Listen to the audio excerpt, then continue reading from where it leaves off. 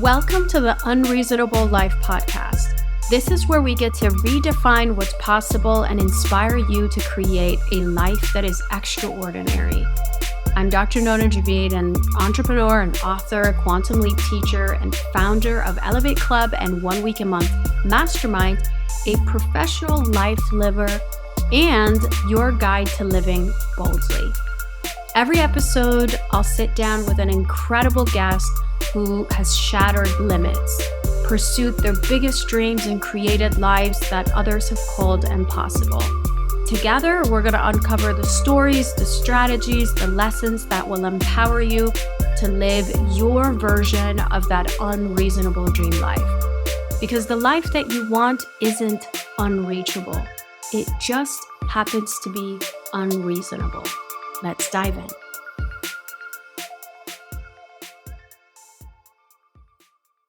Hi, Stephanie. Hello, I'm so excited to be here. Hi, I'm excited to have you. I have been wanting to learn more about you and your story and what you do. So I'm excited that you gave us this space and this time to share your story.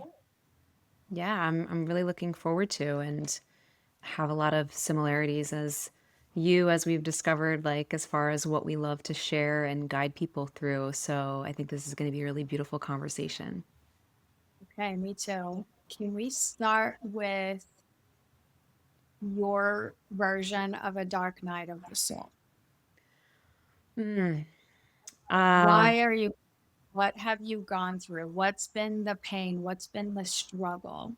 yeah, I'm trying to think if I should share one from a really long time ago or one after that. I've had a few Dark Night of the Souls, and I like to tell people that, like, I'm not good at what I do because of my successes. I'm good at what I do because of the Dark Night of the Souls that I've been through and the challenges that I've overcome and the wisdom that I've had to gain through that. But I always start with my core story, I guess you could say. And this is really what led me down my path. I was only 14 years old, 14 till I was 20, and I was in a Mhm. really, really abusive relationship. It was like horrific. And that was the time when I had to really discover my power and the fact that I am able to create my reality essentially. And so during that living hell, I like didn't even want to be here, literally. I used to pray to be taken in my sleep at times or to help me get out of it. And I started meditating on a regular basis during that time, at least 20 minutes a day. And I was always into like the mystical and spiritual. So I was like praying a lot, connecting with my spirit team and, my higher self, God, whatever was, resonating with me. And eventually I started working out and taking care of my body. And I lost 60 pounds in 6 months. And then I started feeling more in my power, feeling more like anything was possible. And soon enough, I started hearing the voice of my soul basically in my head say like, what are you doing here? Like, why are you still even in like with that person? Like, it's time to go. Like, let's go. And my whole entire life changed, but it was because I realized and remembered my power, and I didn't know that that was in me all along because of how low self-worth I had before then. And so Mm. that led me on this path of believing and knowing that anything's possible. If I put my mind to something, I'm going to follow all of my dreams, et cetera, et cetera. And like it just snowballed into supporting people in the way I do today. Mm.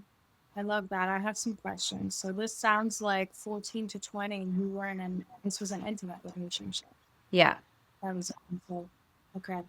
And what do you think, like, did you have a moment where it was like, how did you get guided to do meditations or to take care of yourself? Like, where did that come from? Yeah. So For I've, a 15, 16-year-old, I would like, imagine that's not available or accessible. yeah. Well, I've always been into the mystical side of things for as long as I could remember. I'm not really, I think because maybe my dad, he told me he went to a psychic when I was little, and I was just like, oh, if psychics could do that, so can I. Like, there's more to reality than I just always had this curiosity. And so, when I was with that person and in that experience, I felt like I had nobody and I couldn't tell my family what was going on because I was so scared. Like there was like lots of physical things and like I was scared for my own safety and my family's safety and a lot of things like that. So I felt alone, but I would go to this psychic sometimes.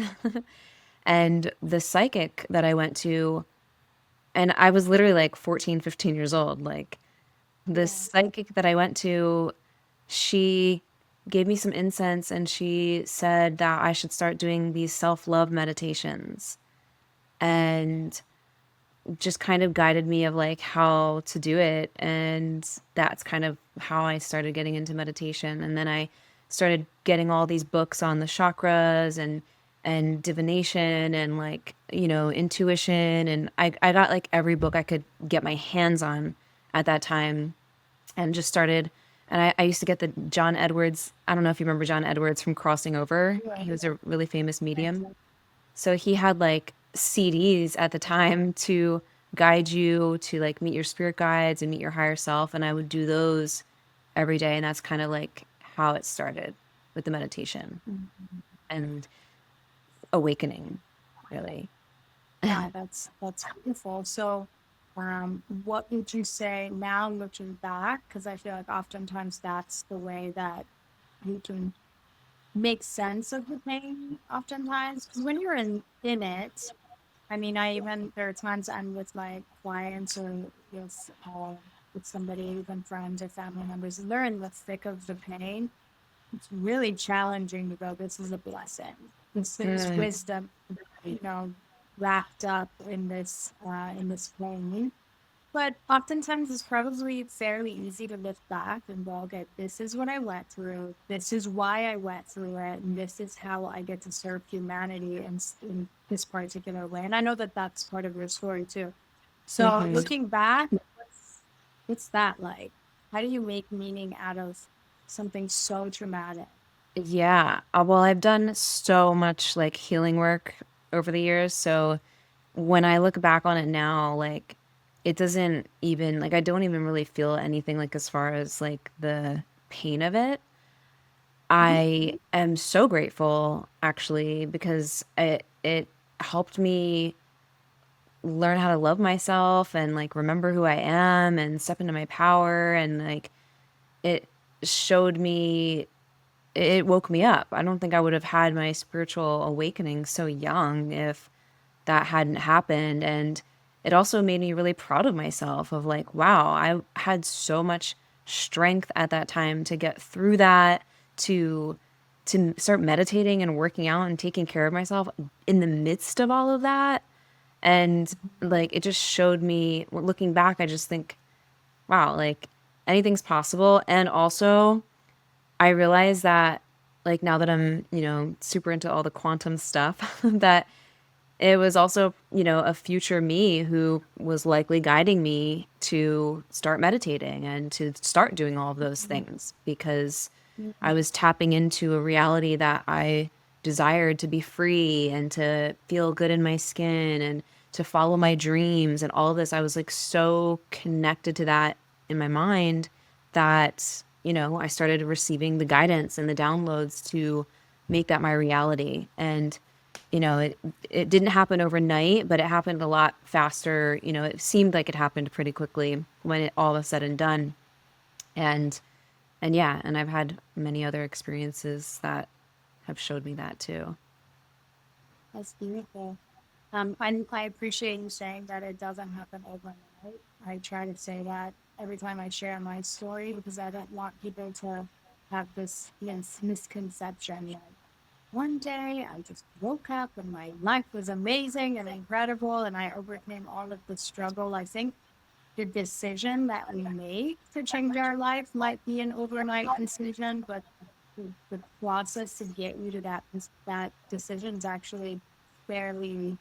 long. It can be. There are ways, Mhm. that you and I have learned over the years. Of Sebastian, I know for me over the past couple of decades, I don't want to age you, but because you're probably way younger than me, but the ways that you've learned, you can collapse that time and you can make it less painful and you can get intentional about the path and the way that you're going to get initiated versus unconsciously go through the traumas of life and not really find the wisdom in it. Now, I am curious when you, between 14 and 20, at some point, did you have, because you mentioned you were in touch with some version of what you wanted to experience, did you have like a clear idea of like, of I meant for more, or this is, you and I chatted a little bit about the unreasonable vision Mhm. or range. Did you have something that you could like hang on to like that?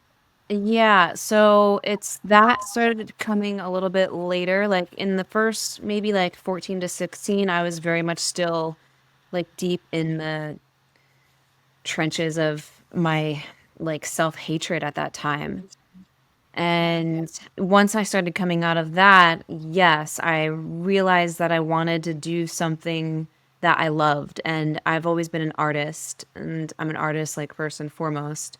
And so I wanted to do so I wanted to do makeup for like photo shoots and fashion shows and and I also wanted to support women in some way with feeling confident. And I didn't know what it all looked like though. It's like at that time I was only, like late teens at Yeah. that time. And I went to makeup school and this and that, like after I broke up with him and all that. But yeah, I had fragments of it. I knew I wanted to That's do something that I loved. I knew I wanted to feel fulfilled. I didn't want to work for someone else. I knew that very early on. And yeah. it just unfolded kind of very synchronistically in some ways. I've had a lot of entrepreneurial journeys or ventures, to be honest, before my Spiritual Boss Babe brand and like what I'm doing now. And the Mhm. more I've come into who I am, the more clear it's all become. Yeah, that's always the case. But I hope that that landed for people listening because what you said about having fragments of this life that you wanted to experience is so important. It's so important because oftentimes, I mean, we were young, and that's just part of that time of life in general is we don't have clarity. Like most people, most I think young adults have no idea what they want in their life, but you have fragments of it. You can, and if you have commitment or some kind of certainty, like you had about, don't want to work for myself. I am an artist. Like all you need is like just a couple of fragments, and then ultimately your commitment to those fragments will fill up the space for all the rest of your vision that you might not to experience and that. So you don't have to have a 23-page vision and scripting of what the future life is going to look like. Sometimes all you need is just three fragments that you can Hmm. just hang on to and commit to over time. So tell me, how has this process been like for you? Like where you are now and looking back, what are the pieces of the puzzle that you are like, oh, I have this brand and this is the way I serve women, and which I think is really exciting, and I want to hear more about it. And then, how between 14 to 20 and between that timeline and all the way to here, what have been those pieces of the puzzle? Yeah. So, I mean, it always comes back to identity, like who you're being and how you see yourself and how you feel about yourself. Like the biggest lessons along my journey and like what I support other people with. So, like, after that experience, I eventually went on to discover different ways to heal and reprogram my unconscious mind because I had just left that relationship at that time and was, on top of the world and free. But I didn't understand that, there were still remnants of it that actually played out on my entrepreneurial journey when I became a personal trainer and had my first experience being self-employed in New York City back in like 2013 or something like that. I had all these thoughts come in of like, what if you fail? How are you going to keep this up? You're not smart enough. Like everyone else is better than you. Like all these things. And while I knew like that wasn't true, it still started consuming me. I started focusing on it, and I started learning about different things like hypnosis, EMDR therapy, EFT tapping, and eventually plant medicine and psychedelics, and just really went in on my healing journey and truly embodying like my full power, if you will. And that was years of my journey. Like, I'm still always, growing and expanding. And what I've realized is that, like said before, it always comes back to who you're being, how you see yourself, and what you believe about yourself. And so on my entrepreneurial journey, a lot I've dealt with feelings of, not being good enough, comparing myself to other people, not being far along enough, this and that. And I've had to reach other or experience other challenges, I would say, to finally let that go and realize that I actually have a choice and I can choose what stories I entertain and what stories I don't want to entertain anymore. Why would I focus Right. on, oh, I'm not where I want to be yet. I'm not this, I'm not that. What if I just say, I already am, I already have it. Business is always booming. Clients are always like, why would I not feel that? So I had to learn these things. And so, yeah, when I guide people on their own journey of like actualizing their desires and showing up and being more visible online and sharing their work and receiving big and beautiful ways, it always comes back to giving it to yourself on the inner first Mhm. and seeing yourself in a high light versus seeing yourself as someone who struggles. And a lot of it is through shifting your identity, embodying the you who already has what you desire, and backing it with actions from that place. Yeah. Yeah, totally. You said a couple of things that really resonated with me. And I'm curious what you think about this because what I have learned is that it's not that over time those patterns of thought or emotional addictions that are not serving us, let's just call it that. It's for me personally, I don't find that they go away. I find that I have learned how to replace them with something else in the moment. So, like, I could be looking at a Yeah. situation and go, I'm not enough and I'm not far enough in my business, if I were to use the same example. And then I could also, like, literally walk around to the other side and be like, man, like, I'm a really long way. So, it's like the Hmm. same exact situation, just depends on what perspective you have. And it's about choosing to have a different perspective or subscribing to a belief system or a thought process that's serving you. Because I think a lot of people listening to this and or just all this kind of information that's out there and they go, oh, I got rid of that belief system. I could be wrong. Like your experience might be different. I haven't been able to let like completely like no, I never feel like I'm never good enough. No, it still Mm. pops up.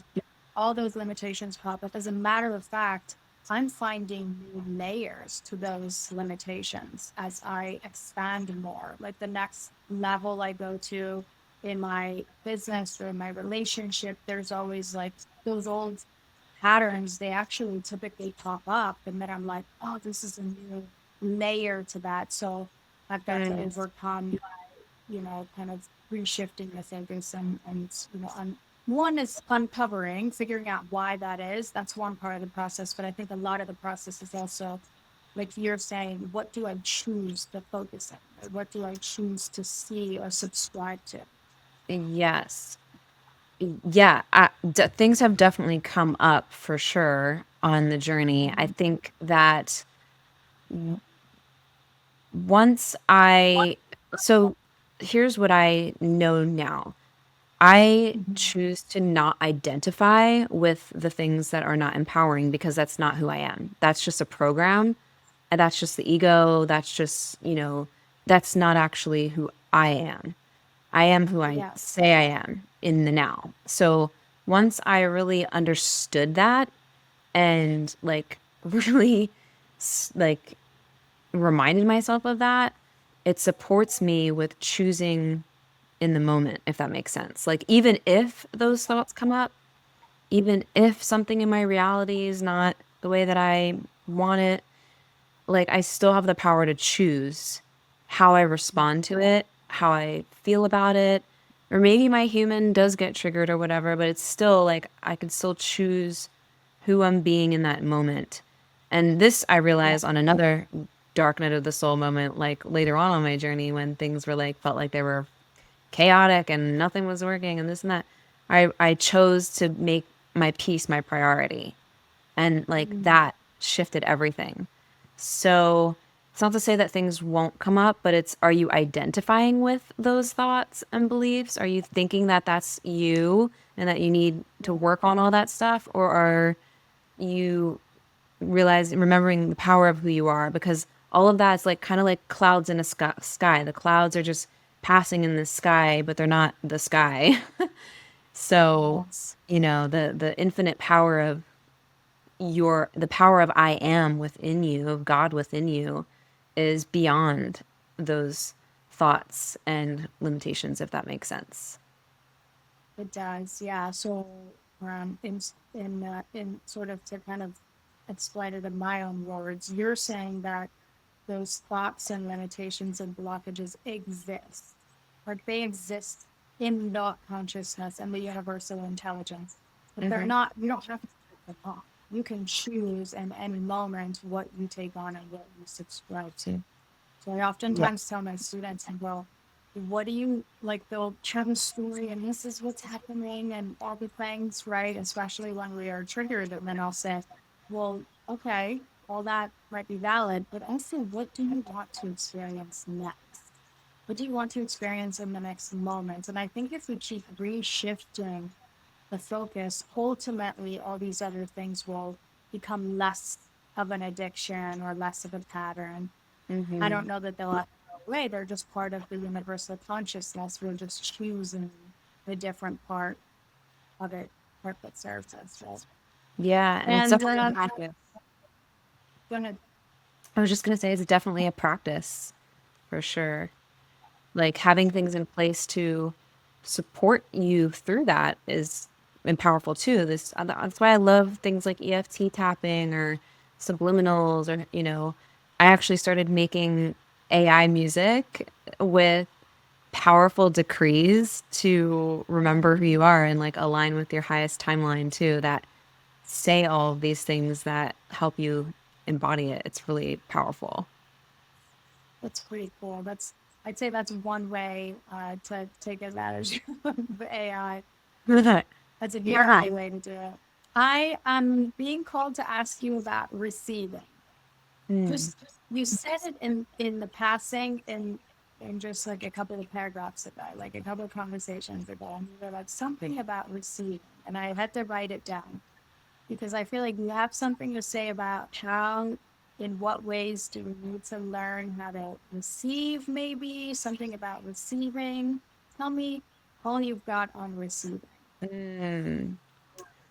All I've got on receiving is comes natural when you know your worth and your value and you like it's a byproduct of you knowing your worth and your value. You get to receive easily just for existing and being in your power.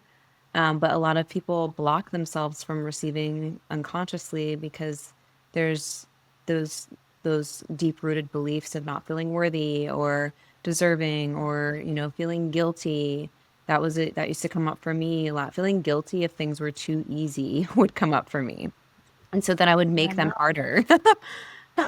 Because if it's too easy for me and other people have it hard, then it just was this thing for me.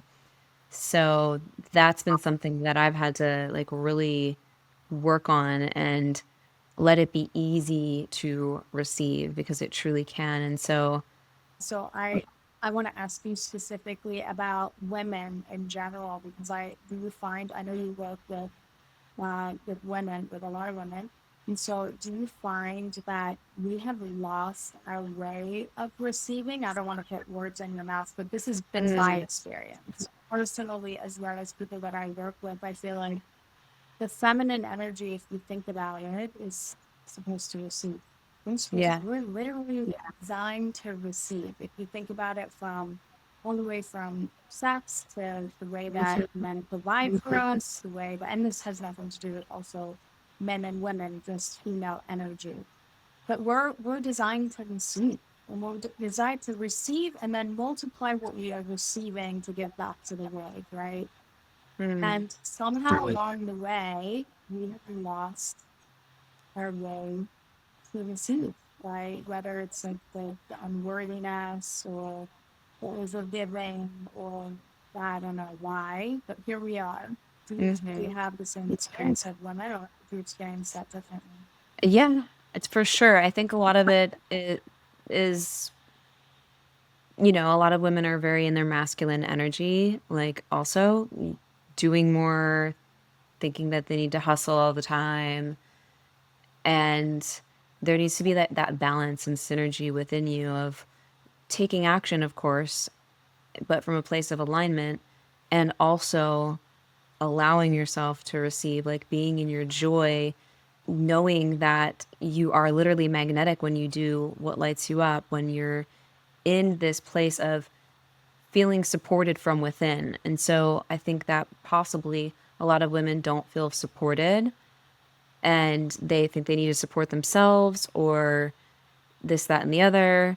But really, that support, just like anything else, comes from within you. And so that was another like lesson that I had to learn at a point in my life that was not very easy, where I didn't feel supported at all. And I just realized that I had to give myself the support that I needed on the inner. I had to feel supported on the inner, and that looked like telling myself I support me. I have God's support. I have my support. I have divine support. I am Yeah. supported.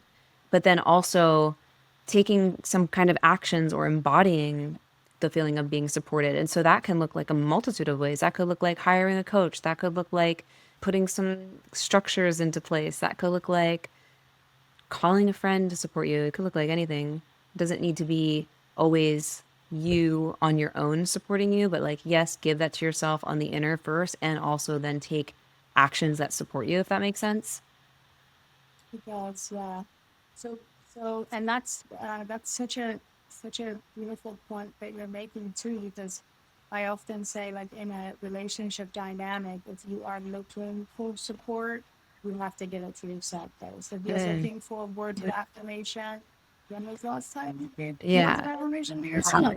If you're looking for presence, that's one of my big ones. I want presence from my man. And I have often had to ask myself, is when was the last time I actually sat down and was super present with my own feelings and with my own Mm. body, my own self, my own soul. So these questions can, if you just turn it around and go, okay, I'm going to give this to myself because I have the capacity for the feminine, the masculine, the support, the structure, the nurturing, all these things that we look for in other or in our businesses or in our relationships, then ultimately by the time you are whole, then you don't quote unquote need those things from others, which actually energetically puts you in a space where you attract the support and you attract the love, you attract the words of affirmation or the validation, because you're no longer in the need for all of those things. Yeah, yeah. Yep. You're no longer in the lack of it. And then also another thing about receiving that I find has been really helpful for myself and clients that I've shared this with is to start to bring your awareness to receiving. Like make a receiving list on your notes or in your journal and start to write down every time you receive anything, like a compliment, someone buying you lunch, a client, like anything, and just start to train your awareness to be aware of how much you're always receiving. Yeah, and to look for that, right? Yeah, I love that.